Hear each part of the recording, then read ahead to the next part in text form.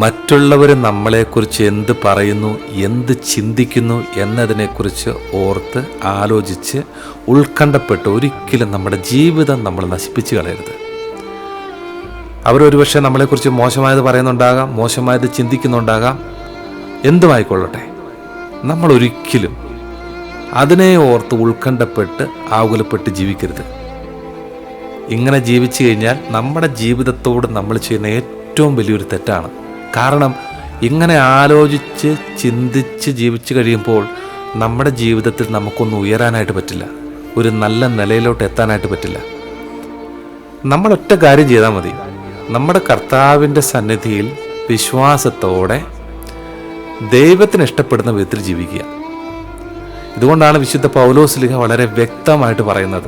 ഗലാത്യർക്ക് എഴുതിയ ലേഖനം അതിൻ്റെ 1-ാം അധ്യായം 10-ാം തിരുലിഖിതം പറയുന്നുണ്ട്, ഞാൻ ഇപ്പോൾ മനുഷ്യരുടെ പ്രീതിയാണോ അന്വേഷിക്കുന്നത്, അതോ ദൈവത്തിൻ്റെതാണോ? അഥവാ മനുഷ്യരെ പ്രസാദിപ്പിക്കാൻ ഞാൻ യത്നിക്കുകയാണോ?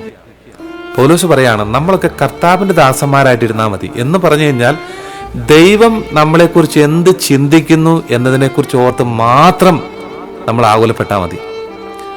കർത്താവിന് എന്നെക്കുറിച്ചുള്ള ഒരു വിചാരം എന്താണ്, ദൈവത്തിന് എന്നെക്കുറിച്ചുള്ളൊരു ചിന്ത എന്താണ്, അതിനെക്കുറിച്ച് ഓർത്ത് മാത്രം ആലോചിക്കുക.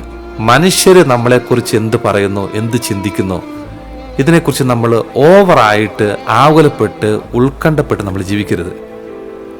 ഒരു മനുഷ്യൻ്റെയും നല്ല സർട്ടിഫിക്കറ്റ് നമുക്ക് കിട്ടാൻ പോകുന്നില്ല.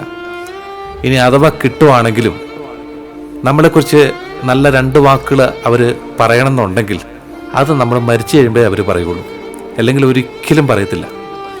അതുകൊണ്ട് കർത്താവിൻ്റെ പ്രീതിയിൽ ദൈവത്തിൻ്റെ ഇഷ്ടത്തിന് അതിന് മാത്രം വിധേയപ്പെട്ട് കർത്താവ് നമ്മളെക്കുറിച്ച് എന്ത് ചിന്തിക്കുന്നു, എന്ത് പറയുന്നു എന്നതിനെക്കുറിച്ചൊക്കെ ആലോചിച്ച് ജീവിക്കുക.